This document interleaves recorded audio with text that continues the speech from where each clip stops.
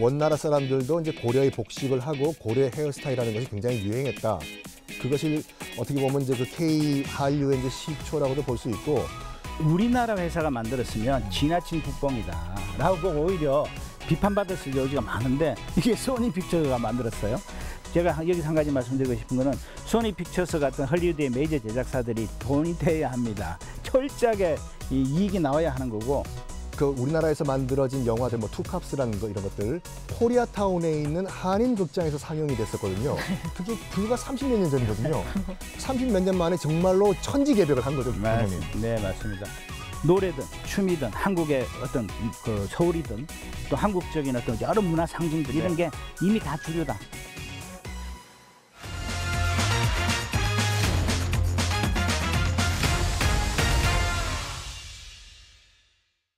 이제는 전 세계에 소문난 한국의 콘텐츠들.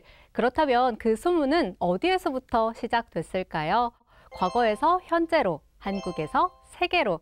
안녕하세요. 소문난 이야기 MC 이경은입니다. 오늘도 특별한 두 분 모시고 함께 하겠습니다. 안녕하세요. 네, 안녕하십니까. 원조 K-팝 전도사 썬킴 인사드리겠습니다. 네, 안녕하십니까. 한국방송통신전파진흥원 원장 이상훈입니다. 반갑습니다. 네.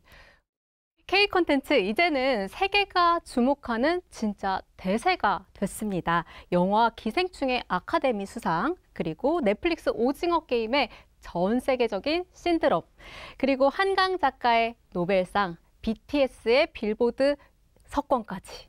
한국의 이야기가 전 세계를 울리고 한국의 상상력이 세계 무대를 사로잡고 있습니다. 그런데 이 K 콘텐츠의 흐름 도대체 어디에서부터 시작이 된 걸까요? 오늘은 K 문화의 긴 여정, 그 과거와 현재 그리고 미래까지 두 분 모시고 함께 이야기 나눠보겠습니다. K-팝 전도사라고 말씀을 해주셨는데, 네. 네, 썬킴님께서 K-팝과 또 깊은 연관이 있는지는 몰랐어요. 제가 이제 미국에서 영화 전공을 했는데, 93년도에 그 뭐 소니 픽처스라고 있었어요. 소니 픽처스는 지금도 있는 영화사에서 제가 편집 인턴을 하고 있었거든요. 근데 그 영화사에서 이제 쓰리 닌자라고 하는 애들 그 쿵우 영화를 이제 만들어서 배급을 할 때였거든요. 그러니까 이제 제가 이제 편집 인턴이다 보니까 이제 편집 감독이 미국 감독이요. 혹시 그 비트 빠른 아시아 음악 없냐? 잠깐만 웨이트 한 다음에 제가 차에 뛰어가가지고 제 차에 있는 CD 하나 갖고 와서 그 감독한테 넘겼어요. 그게 이제 그 서태지의 1집 난 알아요였거든요.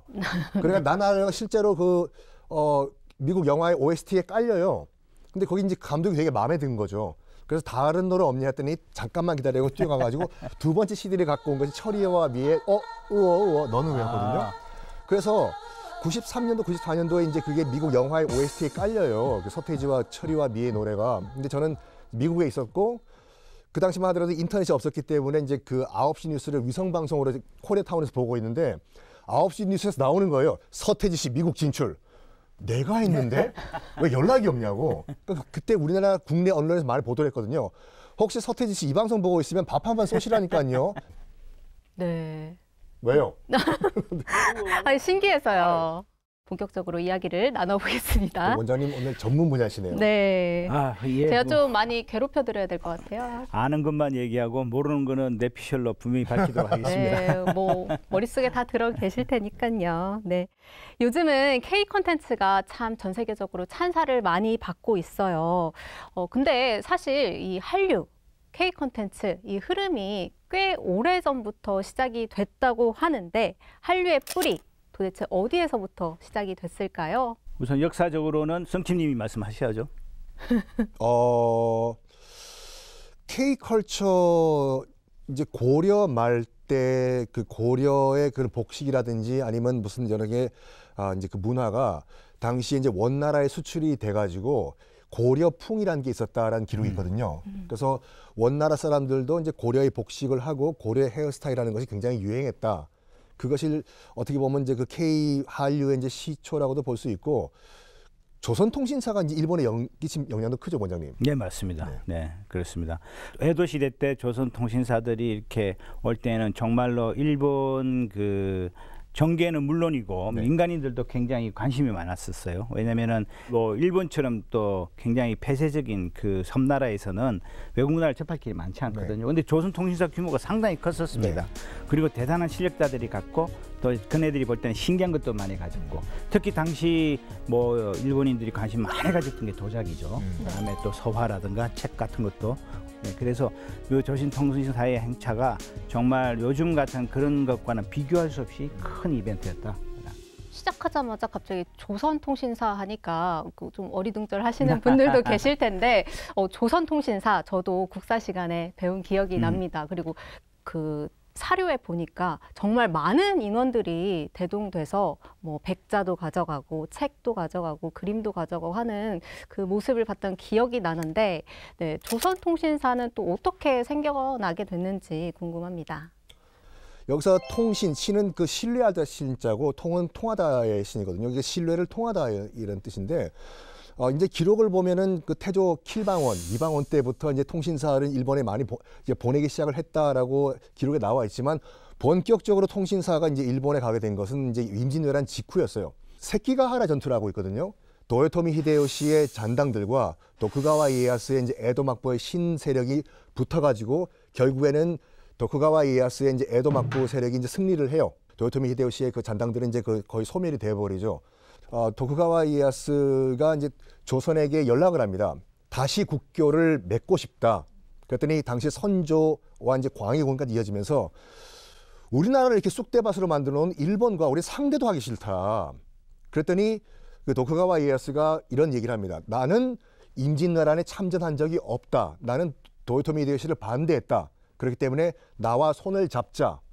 도쿠가와 이에야스가 정말 우리에게 신뢰를 줄 수 있는 새로운 일본 정부인지 확인을 해보자. 그래서 서로 신뢰를 한번 통해보자라고 하면서 본격적으로 조선 통신사를 보내는데, 방금 말씀하신 것처럼 규모가 한 500명 이상이었고, 한번 왔다 갔다 왕복이 8개월이고, 지금 환율로 계산해보면은 전적으로 다 일본이 부담했거든요. 비용을요. 7천억 원 정도의 돈을 일본이 부담했다고 하는 엄청나게 큰 행렬이었었죠.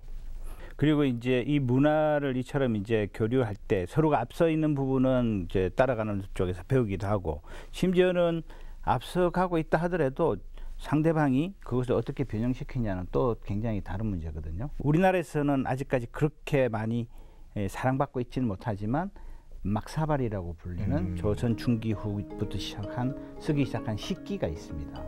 이 막사발은 일본에 전해져서 일본에서는 이 막사발을 국보로까지 지정한 게 있어요. 근데 우리가 주로 식기로 썼던 막사발 또는 물그릇으로 썼던 막사발을 일본은 찻잔으로 씁니다. 이도다완으로 부르는데요. 이 이도다완은 지금도 어마어마하게 일본에서 이렇게 미술품 경매에 나오면 엄청난 가격으로 이렇게 팔리고 있는데, 여하튼 이처럼 우리가 발견하지 못한 부분도 다른 나라가 가면 발견할 수 있어요.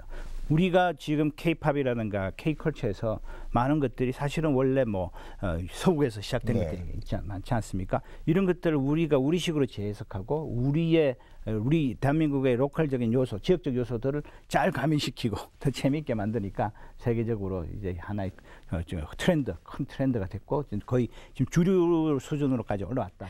네, 조선통신사를 질문을 드렸는데 원장님이 술술 이제 K-팝까지 넘어가 주셨어요. 그래서 요즘에는 K-팝뿐만이 아니라 뭐 문학, 뮤지컬, 또 디자인, 게임 등 정말 전 영역에 걸쳐서 우리나라가 주목을 받고 있는데, 이건 그냥 우연이라고 보기에는 너무나도 큰 신드롬이죠. 네.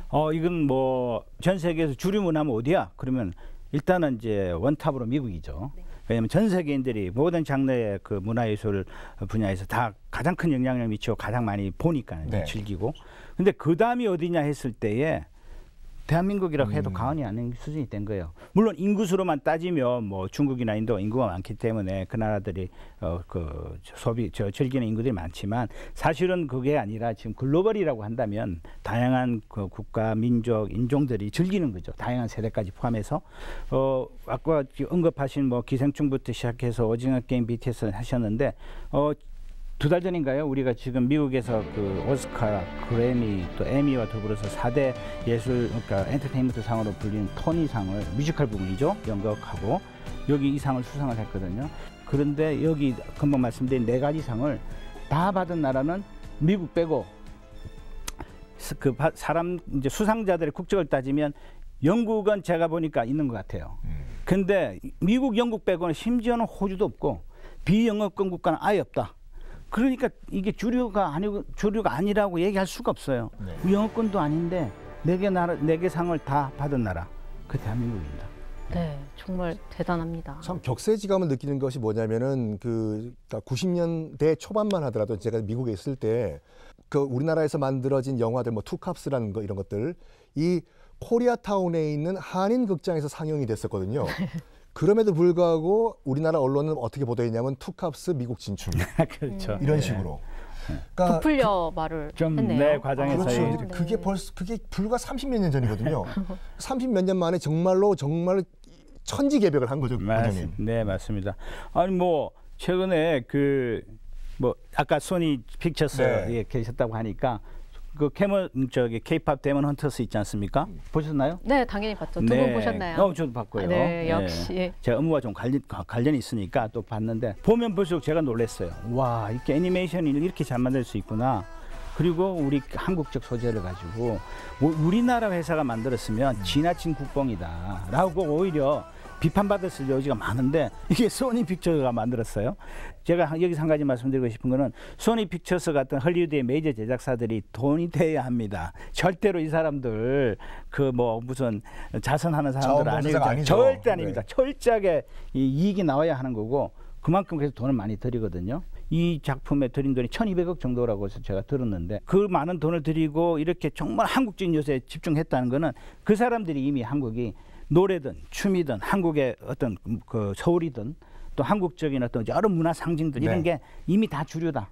그래서 앞으로 다른 메이저 제작사들도 다른 관점에서 또 이런 작품을 만들지 않을까 저는 그렇게 예상합니다. 네. 이게 이제 일회성으로 끝날 게 아니라 이제 쭉 가기 위해서는 다양한 이제 요소들이 필요할 텐데 그 중에서도 이제 정부 정책 이야기를 안 해볼 수가 없을 것 같아요. 그래서 2000년대 이후에 한류를 키운 정부 정책 많은 것들이 있다고 들었는데 실제로 어떤 것들이 있었나요? 우선 기본적으로 이제 금방 우리 한류를 구성하는 여러 컨텐츠 중에서 이 컨텐츠들이 장르별로 한꺼번에 동시에 성장한 건 아닙니다. 처음에 어디서 시작이 됐냐면은 영화라고 볼 수 있어요. 영화 부분이 이제 그러니까 2000년 그 당시 이제 2000년이면은 김대중 정부 시절인데 이 당시에 그 굉장히 중요한 법을 하나 만듭니다. 문화산업진흥기본법이라는 법을 만듭니다. 문화산업을 체계적으로 육성하고 그러기 위해서는 예산을 지원해서 영화를 만드는 사람들이 돈 걱정 안 하고 좋은 작품을 만들 수 있도록 하자라는 차원에서 그걸 만들었고요. 그렇게 지원을 하는데 이 지원을 하면서 또 뭐냐면 간섭은 하지 않는다. 사실은 1970년대까지는 그 송강호 씨가 나온 영화도 있습니다만 검열을 했어요. 그래서 막 문제 장면 잘라내고 뭐 막 그랬거든요. 심지어는 감독 가두기도 했습니다. 70년대에는. 근데 이제 이거를 바꾼 거죠. 지원은 하되 간섭하지 않는다. 이 정신이 지금까지 계속 거의 지켜져 왔고 그다음에 문화산업을 진흥하기 위해서 정부가 이제 소위 말하는 마중물 역할을 했습니다. 이렇게 하니까 우리 민간의 우리 영화인들 또 제작자들이 굉장히 또 능력이 있지 않습니까? 바로 효과를 나타낸 거죠. 그 효과가 이제 영화에서 시작해서 드라마 그리고 이제 또 노래 이렇게 이어졌고 그러면서 전체적으로 확산됐죠. 이제 그 정부의 정책이 이제 마중물을 하셨다고 말씀하셨는데 이게 얼마나 큰 영향을 미쳤냐면은 불과 요 김대중 정부 이전 한 10몇 년 전만 하더라도 외국 영화 수입한다고 해서 극장이 뱀 풀었어요, 우리요. 기억나세요? 스크린 쿼터제. 스크린 쿼터제를 폐지하면서 이제 뭐 UIP를 통해 가지고 이제 직배를 한다고 하니까 영화인들이 몰래 그 극장 안에 뱀 풀고 그랬거든요. 이 정도로 이제 약간 그 문화 쇄국 정책을 고수하던 나라였는데 이게 뭐 이 예술가들의 포텐셜과 정부의 정책이 합쳐가지고 이게 빡 180도 돌아가 버린 거죠. 그만큼 중요한 거죠. 아무리 그 정책적으로 놀 줄 아는 판을 깔아줬다고 해도 이제 세계인들의 이제 마음이나 감성을 올리지 못하면 이게 공감을 얻지 못하잖아요. 근데 뭐 언어도 다르고 정서도 다르고 문화도 다른데 특히 드라마나 케이팝 같은 경우는 어떻게 전 세계인들을 또 사로잡았는지가 저는 또 항상 의문이거든요. 이 점에서 이제 반드시 우리가 생각해야 되는 게 이게 정보통신 기술의 발달 덕분입니다. 네.